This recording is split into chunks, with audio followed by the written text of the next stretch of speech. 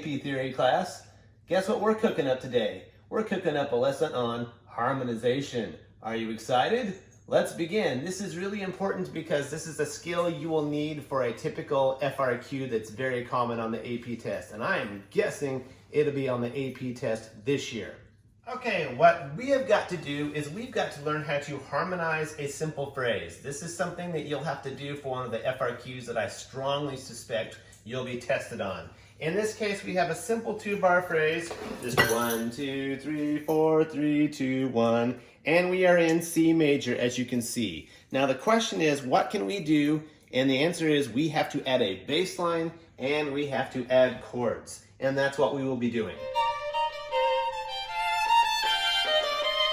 Okay, the first thing we need to do is kind of prepare our menu, if you will, because after all, we're cooking.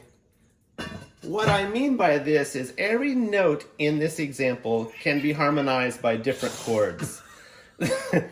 We got cats in the background. So for example, you take a look at a C, the one chord can harmonize C, right? The one chord contains C, E, and G. We could also use a 6 chord. We could also use a 4 chord to harmonize our melody, our 1 chord.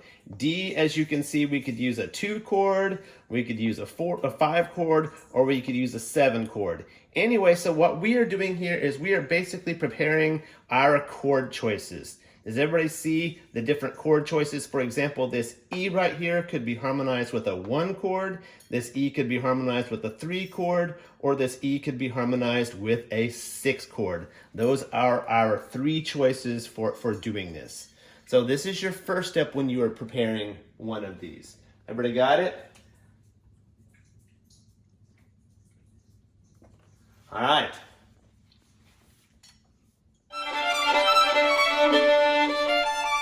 As you can see, I have taken all of our different choices here and I have put them underneath our melody. So here is our 1 chord, our 4 chord, and our 6 chord that we could use for our C, and so on and so forth. Now, as you could probably guess, we want to try to retain sort of a circle of fifths progress to this. So in other words, we want the chords to progress in a circle of fifths manner. Now I'm going to do something you probably don't expect. I am going to start with the end, and I am going to do that first. Because what do we know? This phrase ends with a cadence. So here is our cadence. In this case, we have 3, 2, 1. How many melodies end with 3, 2, 1? A lot. So let's come up with a really good cadence. I'm going to look at you and I'm going to suggest that anytime you can possibly do this, you want to end with 1, 6, 4, 5, 1.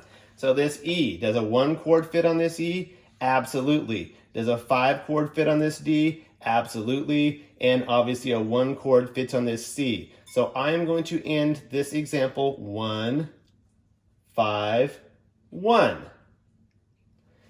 Going on, we know that most good melodies start on the 1 chord. As a matter of fact, we want to use as many 1 and 5 chords as possible. Try not to get too exotic on this. Try to harmonize stuff as simple as possible at the beginning.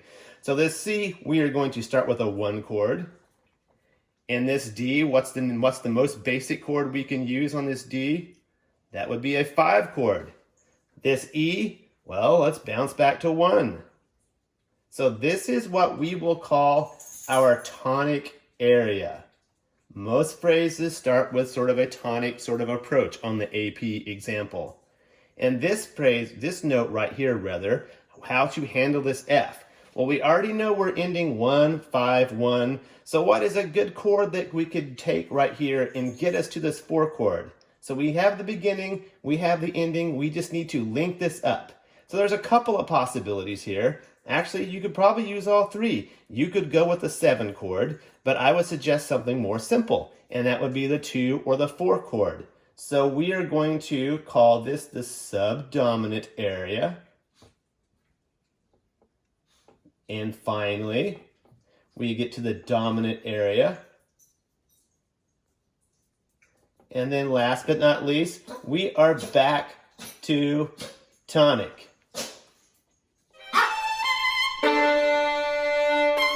So now I have my chord choices. I've got C, D, E, F. We still have our melody. And here's my chord progression. A 1 chord, a 5 chord, a 1 chord, a 4 chord, a 1 chord, a 5 chord, and finally ending on the 1.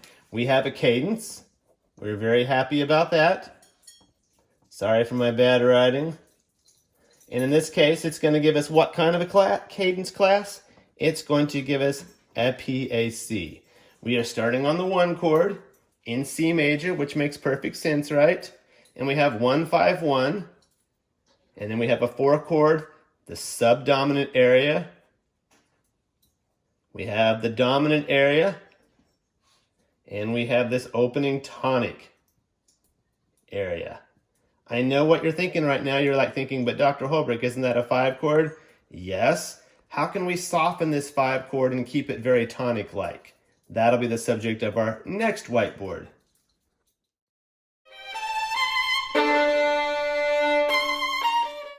Okay, finally wrapping this up. How about we start off, we know we've got a 1 chord and a 5 chord and a 1 chord. We've got 1, 2, 3 in the soprano part. Remember voice exchange? If we want to put together a killer bass line, let's do some voice exchange. So here's our E, here's our E, here's our C, here's our C. So if our, hold on a second guys, we have a barking dog. How about that barking dog? Stop it. Like I said, we have a barking dog who wants to make sure that she is a part of the video. This is Sophia, by the way. Everybody say hi to Sophia. Where are we? We were talking about voice exchange. Do you remember voice exchange? If we have a melody that starts 1, 2, 3, what's the perfect bass line to complement that? Well, how about 3, 2, 1? So let's start off with a 1, 6 chord, first inversion. Remember your passing 6, 4 chord? This is money right here. 5, 6, 4, 2, 1. 1 to 5, 6, 4, 2, 1. That is such an amazing tonic beginning. If you can do something like that, if you see 1, 2, 3, you should just write this. The graders will love this. And I hate to be teaching towards a test, but that's exactly what I'm going to do. Now, why would you write this? Because this shows the grader that you understand how to use second inversion and you understand how to use inversion to get a stepwise bass line. So that's going to make the graders very happy. Think about them smiling wherever they are. All right, so here's our 4 chord. That's simple enough. And here's 1, 6, 4, 5, 1. So here's our soprano. That was given. Here's our bass line. Here's our chords. Congratulations, class. You have just harmonized this melody. I hope this helps. Okay, I have 6 things that I want you to think about as you begin your harmonization. 6 things. First of all, it goes without saying, every note in the melody is a chord tone. So you can't treat them like NCTs. In other words, you need a chord for every note of the melody. Second thing I want you to think about, we used to call it the KISS principle. And KISS stood for keep it simple, stupid. Maybe that's not politically correct, but I want you to try to write the most simple thing that you can to solve the problem. I don't want to see 3 chords. I don't want to see major 7 chords and stuff like that. That makes sense? Third, if the KISS principle is in place here, we should see a lot of 1 and 5 chords. I'll say that 1 and 5 chords should dominate everything you wrote. Remember, Mozart wrote whole sections of symphonies doing nothing but going back and forth between tonic and dominant. Fourth, we need to make sure that root position writing dominates. Pretty much every chord you write should be root position unless you have a specific reason for it. First inversion will get you stepwise motion, right? If you want your bass line to have a little bit of nice counterpoint to it, you're going to use first inversion. Finally, and most importantly, do not write second inversion unless you know why you were writing it. In other words, if you're writing a cadential 6/4 chord or something like that. So keeping these 6 things in mind, this should help you as you are beginning to do your first exercises in harmonization. All right, class. Well, I think we've cooked up a winner today with harmonization. I hope you've enjoyed this class. I hope that your quarantine is going well. How about tasting the fruits of our labor? That was tasty.